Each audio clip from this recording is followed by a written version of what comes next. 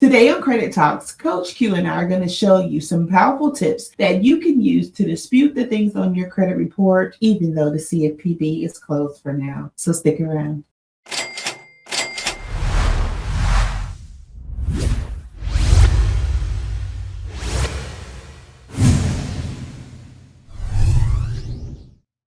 Welcome back to the channel, guys. If you're new to the channel, I'm Credit Coach Q, and this is my lovely co-host, Miss Tina Talks Credit. Welcome back to the channel, Miss Tina. And guys, in today's episode of Credit Talk, we have a good one. Obviously, the CFPB has been shut down, and a lot of people do not know the direction to go when it comes to the dispute process. So, guys, in today's video, we're going to tell you why it has been shut down and what you can do to still carry the momentum for the deletions for your credit repair experience. So, guys, it's a lot to debunk. It's a lot to unravel in this video. So, I want to get directly into the meat and potatoes of it all, and so I want to share my screen to you guys. I want to show you exactly what's going on when it comes to the CFPB and why it's been shut down. So as of February 19, 2025, the Consumer Financial Protection Bureau is undergoing significant changes under the Trump administration. On February 1st, 2025, President Donald Trump dismissed CFPB Director Rohit Chopra, appointing Russell Vought as acting director. Subsequently, the administration ordered a halt to all CFPB operations, including supervision, investigations, and enforcement, rulemaking, and the stakeholder activity. So guys, in the beginning of the video, you guys heard a audio clip of the CFPB. That was Tina on the phone with the CFPB, basically trying to get a little bit more information on why they have been shut down and the course of action needed to go forward. And they are working at home.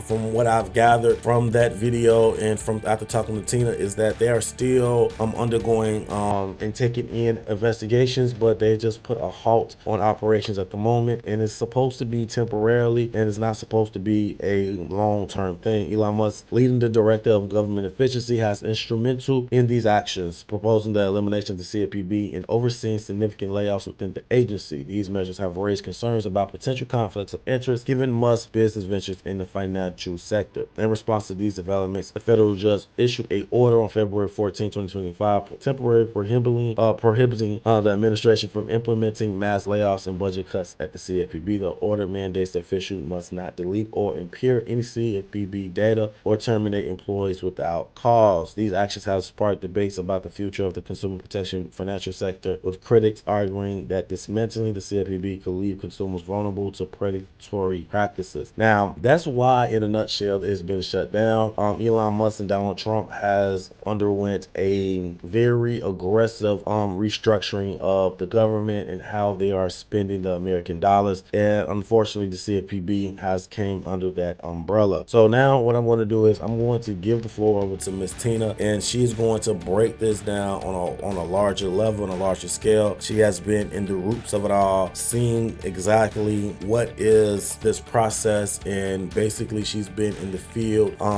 working hard and diligent for you guys to figure this out. So I'm gonna give the floor over to her. Miss Tina, take over. Well, hi guys. First of all, I want to say this was so serious that I came out in the snow to make this video. All right, so I'm going to go ahead and share my screen with you. Okay guys, so I put together this document so that I could visually break down to you what you can do now that the CFPB is basically no longer processing our complaints. Now, I want to say that we don't know if this is permanent. We just have no idea. As you can see by the phone call that was made to CFPB, and I've literally been making this phone call ever since they closed. Every morning I come in, I make the same phone call, ask the same questions, and I get the same answer pretty much. So this is just going to give you a template to go off of in a way that you won't stop your dispute process, and don't get discouraged. Keep disputing. And in fact, honestly, some of these different avenues that are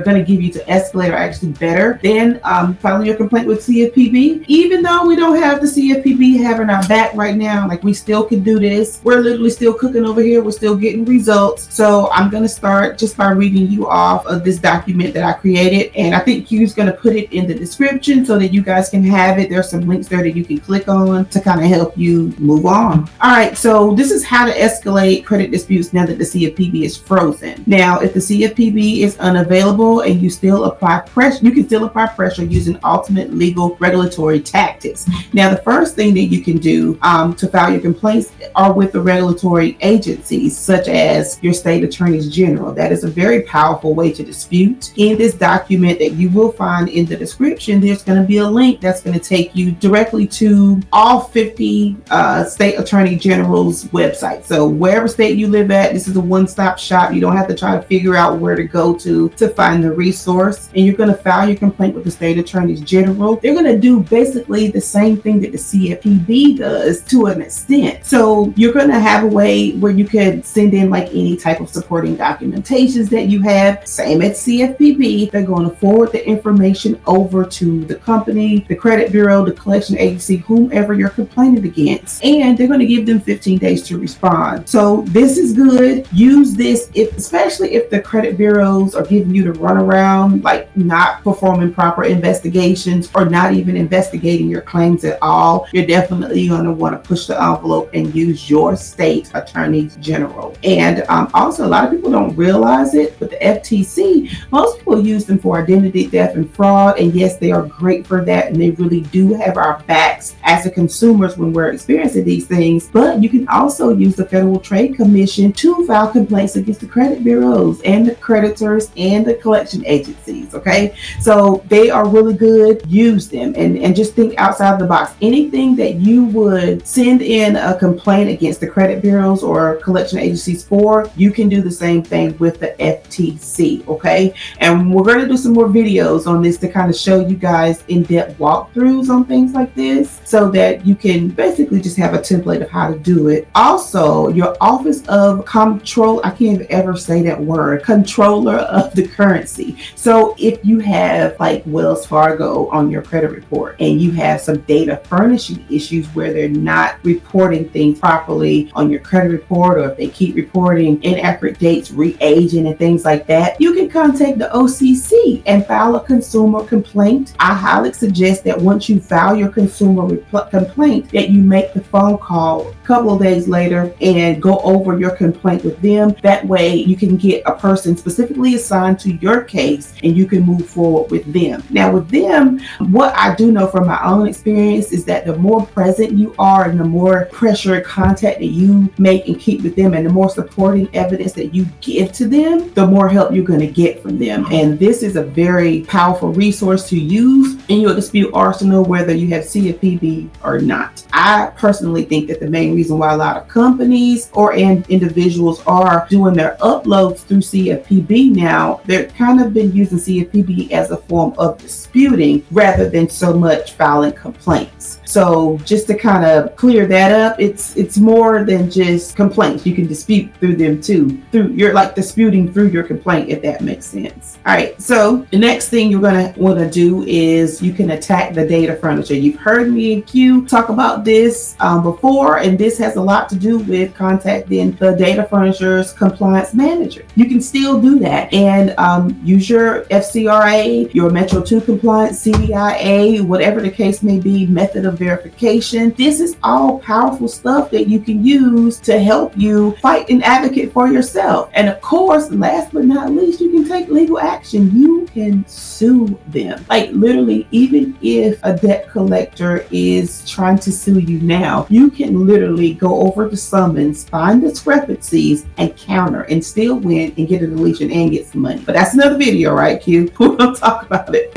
Okay. But yes, legal action is definitely key. And when you send out an intent to sue, make sure that you send it to the registered agent along with the creditor that you're intended to sue or the credit agency, whichever one it is. Make sure that you do it affidavit style, have it signed, notarized, certified mail, you know the spill, and make sure that you keep records of everything that you're doing. You can even add like a little to it and send this to your state attorneys general as well, or secretary of state. Like if you send an intent to sue to the company's registered agent and you don't hear a response, send it to the secretary of state. That's going to get their attention because they're not going to play around with the secretary of state because that can get their business shut down. Okay, so yeah, that's what I wanted to come in and show you. I think that's pretty much all, but I also want to encourage you guys not to give up just because the CFPB doesn't have our back right now. I mean, honestly, I would be shocked if they just shut them down completely and they never returned. But you know, through this time right here, just keep forging forward. I expect especially encourage the actual credit repair companies to keep going, don't stop, just think outside of the box. And I mean, this could be a good thing to where you're not so much, dependent on using the CFPB,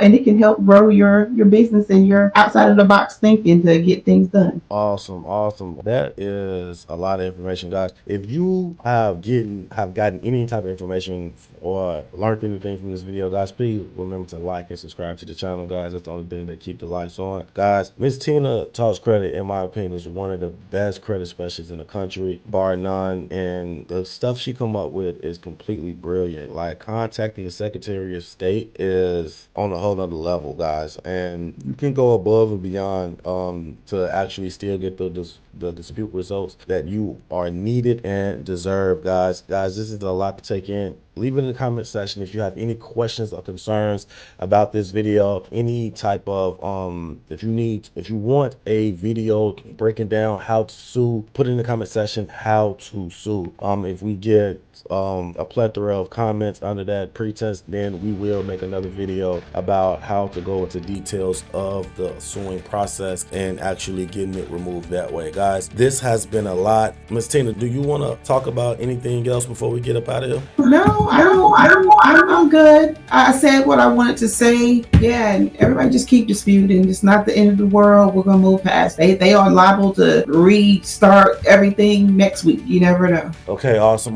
guys. Like I said, if you found any of this information helpful, guys, please remember to like and subscribe to the channel, guys. Until next time, take care of your credit and take care of yourself. Credit Coach Q out. Peace.